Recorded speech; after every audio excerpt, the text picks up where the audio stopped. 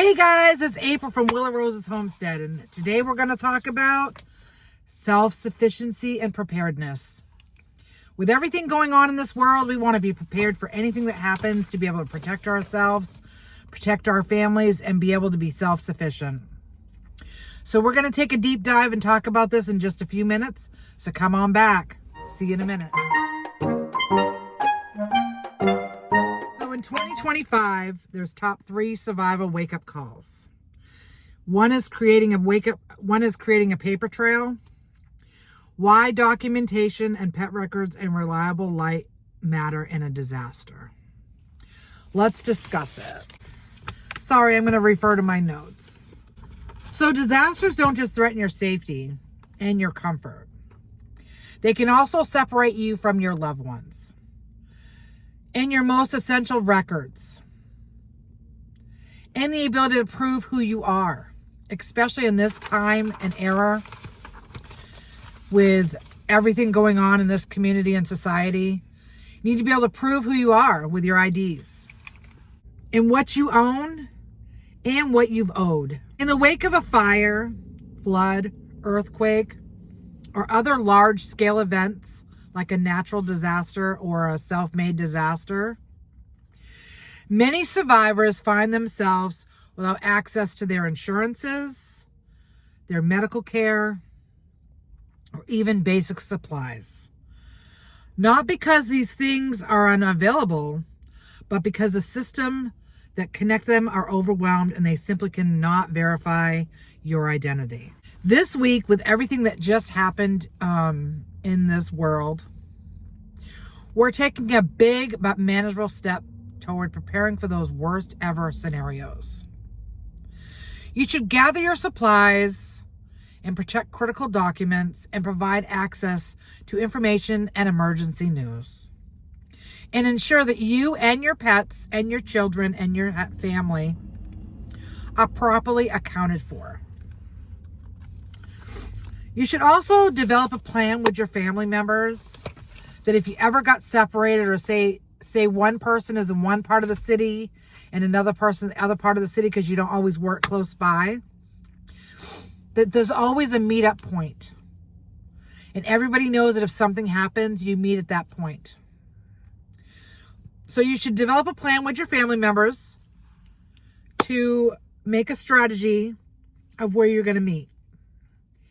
You should also have essentials put away somewhere, like water, maybe some non-perishable food items. For your pets too, don't forget your pets. Make sure you gather all these things, put them together in a safe place so if something happens, you can just go and get all these things. Now, I know that sometimes when things happen, like maybe a fire in your home, you lose a lot of stuff. You can't always get things. So you should always have the important documents all in one area, like your passports, birth certificates, social security cards, stuff like that, so that you can just grab them in the chaos of an event. Maybe pack a bag of like socks, underwear, t-shirt, shirt, pair of pants, something very quick, and maybe leave it in a secure area that you can just grab that stuff, including all the little essentials like the water, the crackers, whatever you put in this specific bag. And I would keep that also including your pet's food, because you don't want to go without, but you definitely want to stash some water somewhere because you need to have water. It's essential. In a natural disaster, you always need water, and everybody's always short on water. So sometimes we like to have extra water put aside in the event that this happens. You also want to think about a first aid kit. You want to gather your supplies, put it all in one little first aid kit, and put it with your water and your clothing for your natural disaster packet, alongside making your own home first aid kit at home. But this is a kit to have in case of a natural disaster or a fire or something. You want to make sure you include Band-Aids, ace bandages, first aid ointments, rubbing alcohol, Because, and also maybe some candles, maybe some gauze pads, because you can put, you want to make sure you include scissors too, because you can make yourself a quick candle with the rubbing alcohol and the gauze pad. You can cut it, put it in a little container, and use that in maybe some flashlights. You definitely want flashlights, candles, rubbing alcohol, gauze pads, a little container for the rubbing alcohol, Band-Aids, first aid ointment, tape, a battery charger for your cell phone. They have those solar panel battery chargers. You want to make sure you have all that in one area. So in the event something should happen that's chaos, so you don't want to run around searching for things, everything is all in one spot to make it easier for you to have everything needed for you and your family to be safe. Okay, so you want to be securing a water independence. You don't have to be stranded in the middle of nowhere to worry about reliable water sources. The fact is, even if you get your water from a municipal water supply, you may one day find yourself without safe water to drink. Much of our water manufacturing in the United States were established back in the 70s and 80s. And while that makes me feel really old, because I am, it's worse for the water supply. In fact, there are some cast iron plates that are over a century years old. Philadelphia still uses water main pipes installed before the Civil War. And many treatment plants are also aging in need of repair or replacement. A rapid aging infrastructure means often water main breaks or leaks, causing contamination of our safe water supply. Make no mistake, establishing a safe, reliable water source is critical and essential. You also want to look about building a reliable, resilient financial plan. Now, I don't need to tell you that economic instability is a growing concern in today's world. A resilient financial plan ensures that you remain secure even during financial crises. This video will hopefully help you prepare a step-by-step guide and strategies to safeguard your wealth, create alternative income resources, and minimize dependency on traditional financial systems. Because if the grid goes down, they can't use credit cards, debit cards, any of that stuff. So you want to make sure you have something on the side, like cash, dollar bills, whatever it is, to get you through what you need. Because sometimes the credit card systems don't work.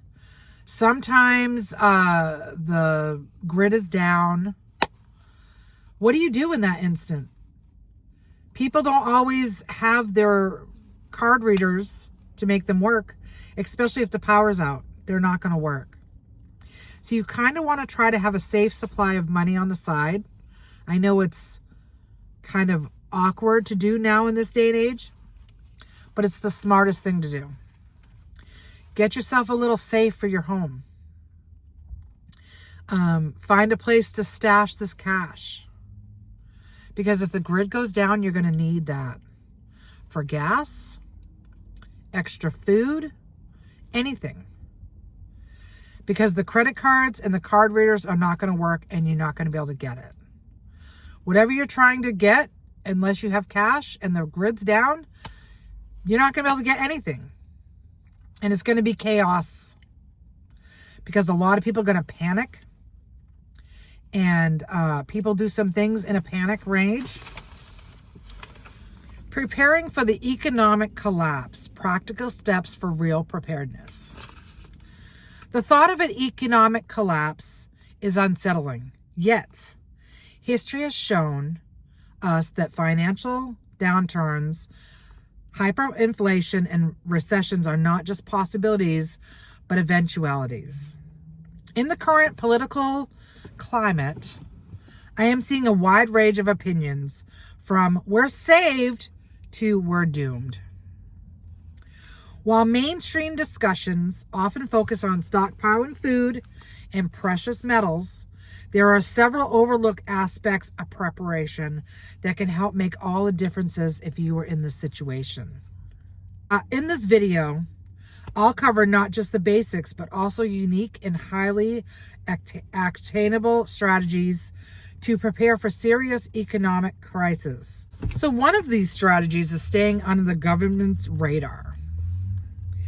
You know, a lot of people saying about the Real ID that they're just trying to invade our privacy, see where we are, all these things, because there's supposedly a little tag in our Real ID. That's what the star is on our licenses. Which they're probably right. They are probably absolutely right. But if you don't get the Real ID, which I don't understand what's the difference between a driver's license before and the Real ID now, right? I know a lot of people have been faking identifications and all that stuff that come across the border and all this, but you can tell a government driver's license before the Real ID that it's real.